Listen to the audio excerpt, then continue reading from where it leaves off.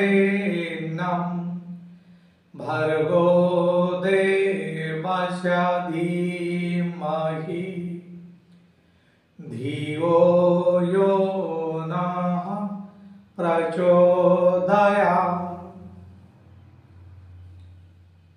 दिव्यात्मा भारतवर्षर संस्कृतिर अनेक परिभाषा उपरे आमे माने आलोकपात करिछन्ति। आज भारतीय संस्कृतिर एक गुरुत्वपूर्ण परिभाषा परद्रव्येषु लोष्टवत्। एई परिभाषा उपरे आमे माने वर्तमान आलोचना करिबा। देवस्वरूप भाई माने, शक्ति स्वरूपा माँ माने एवं भौणी माने भारतवर्षर संस्कृति अनन्य संस्कृति। एठी लोभ मोह एसबुर स्थान नहीं। लोभ किभली भावरे मनुष्य को विपथगामी करे, देश संस्कृति ताकू सुंदर भावरे प्रदर्शित करिछि।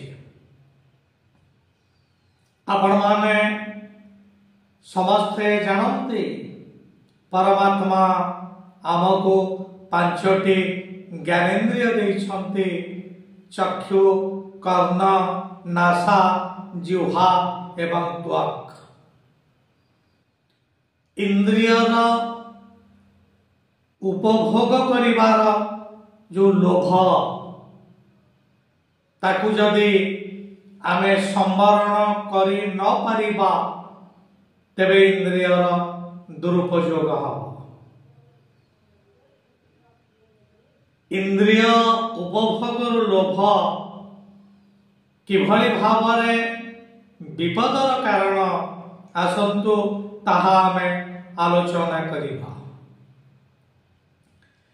चक्षु जदि नग्नता पछरे घुरी बुले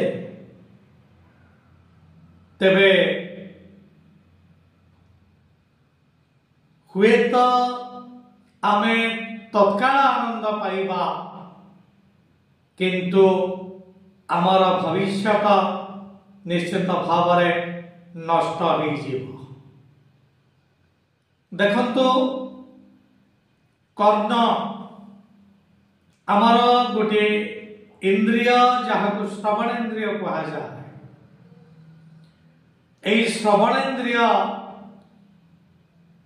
तार उपभोगर लोभ किभली भावरे जनकू विपद आड़क टाणी नौछि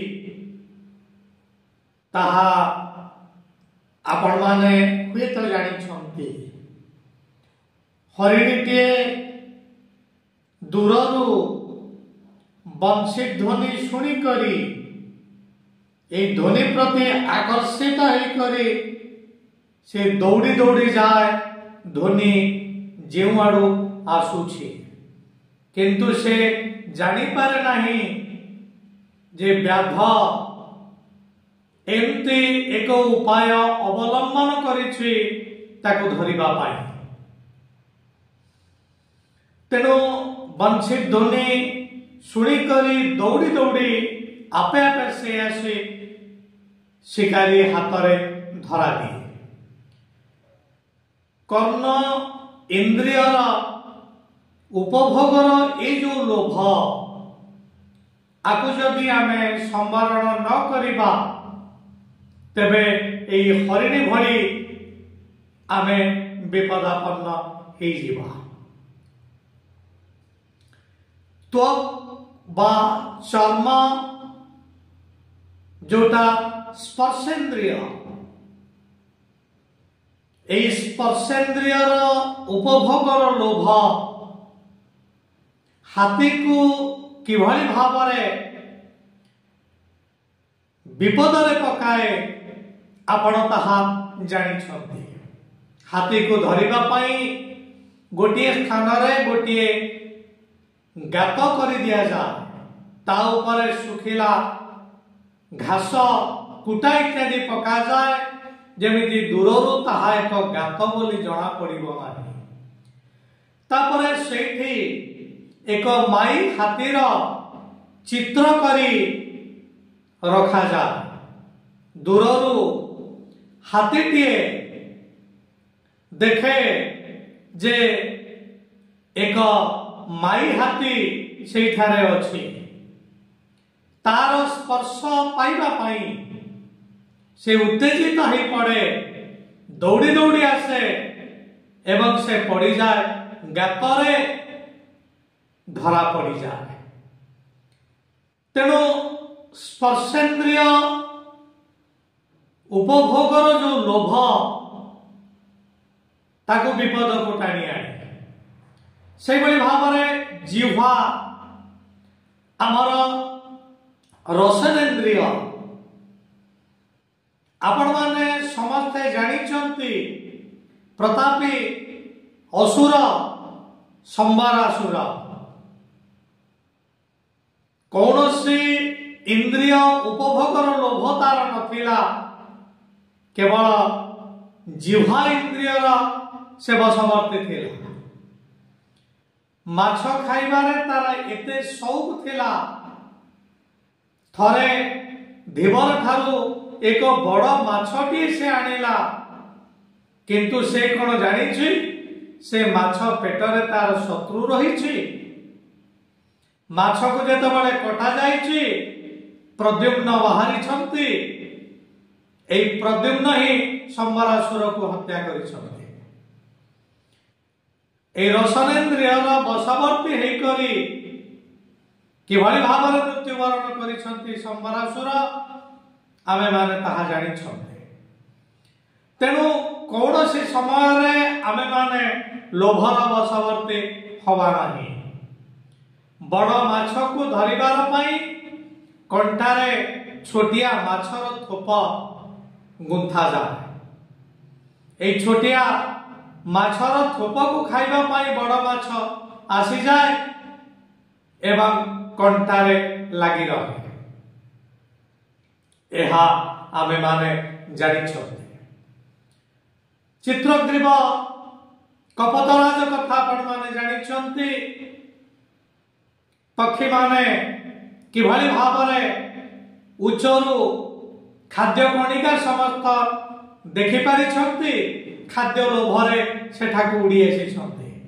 चित्रग्रीव मना करिछि, ए होछि व्याधर एक चक्रांत आम मानकू धरिबा पाई।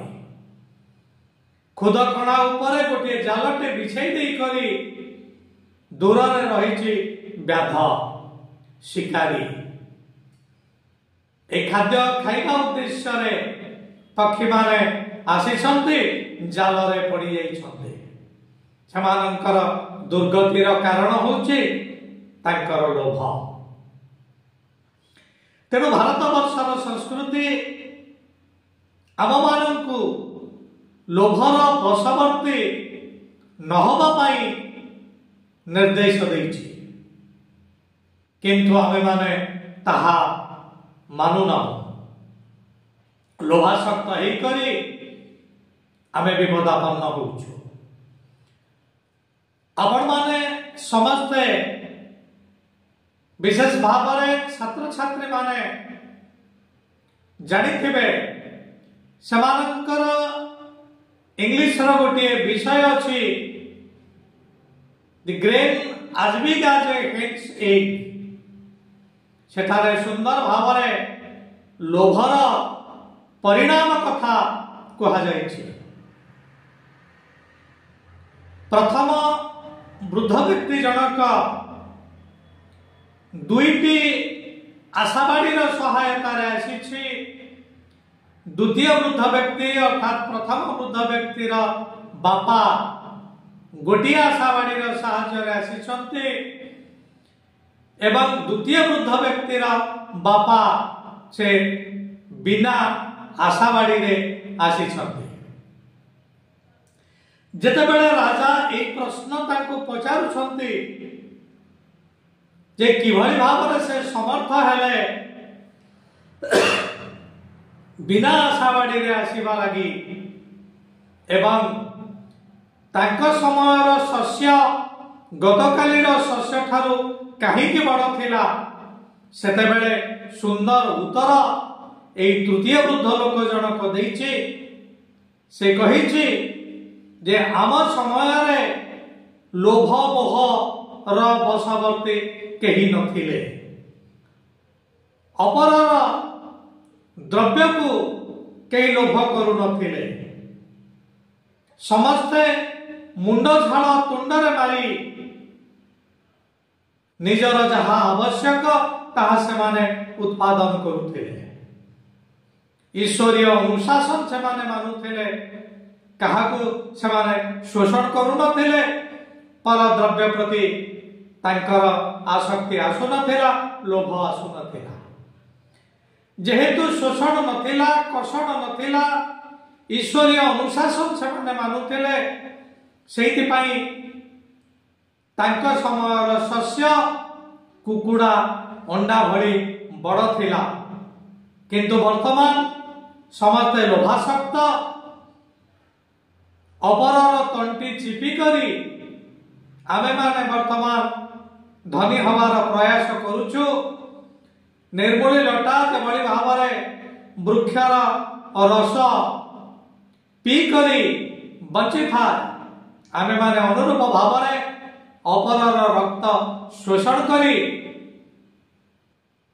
ଆମେମାନେ ନିଜର ଉଦରକୁ ସ୍ଫୀତ କରୁଛୁ ଏହାର ପରିଣାମ ବର୍ତ୍ତମାନର ଶସ୍ୟ ଆକାର ବହୁତ ଛୋଟ ହୋଇଯାଇଛି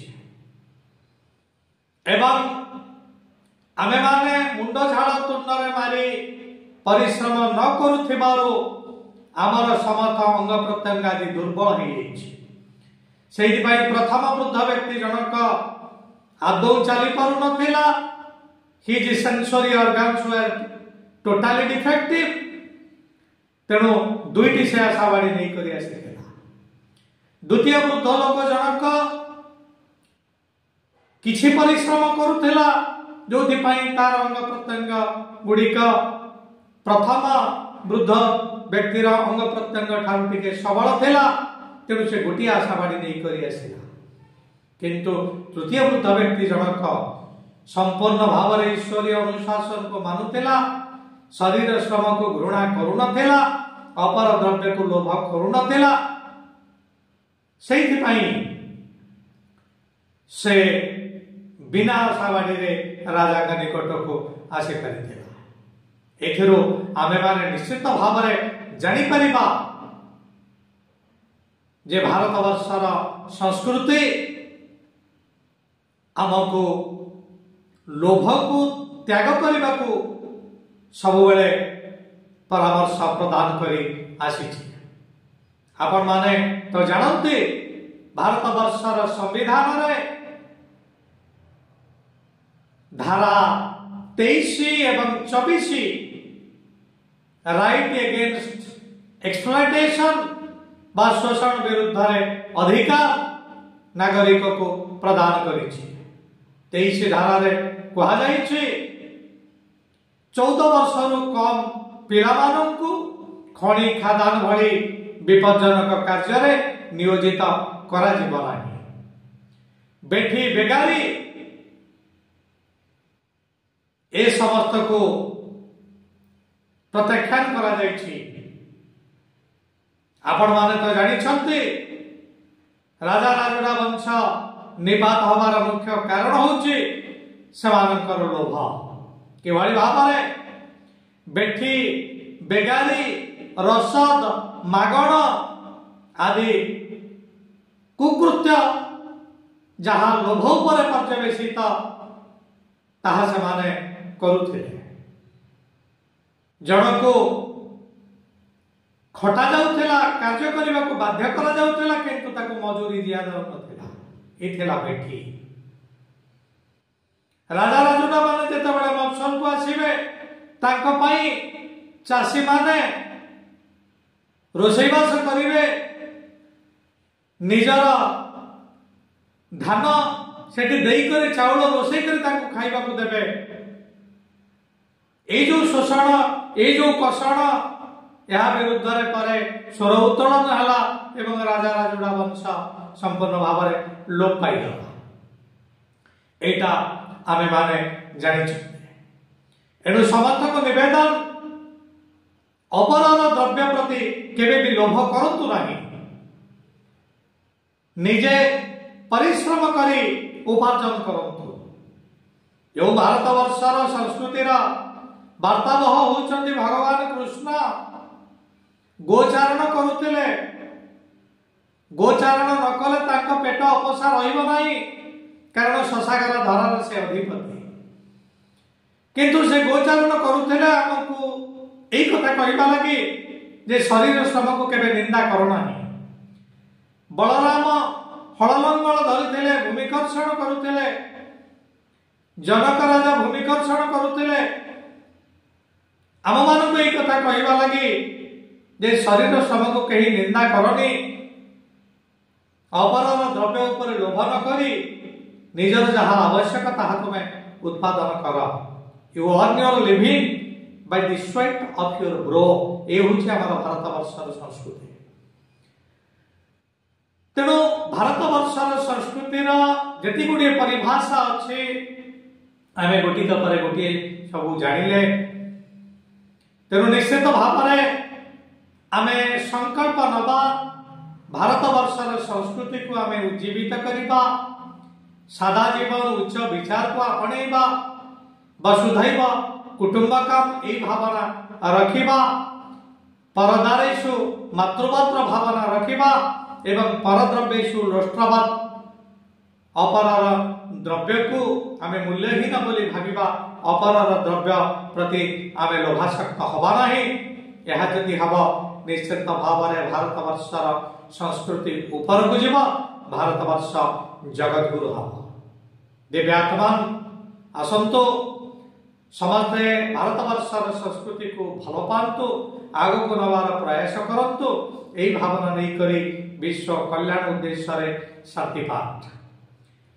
ओम देहो शांति अंतरिक्ष गम शांति, पृथिवी शांति रापा शांति रोषधयः शांति वनस्पतयः शांति विश्वे देवाः शांतिर्ब्रह्म शांति सर्वगम शांति शांतिरेव शांति सामा शांतिरेधि।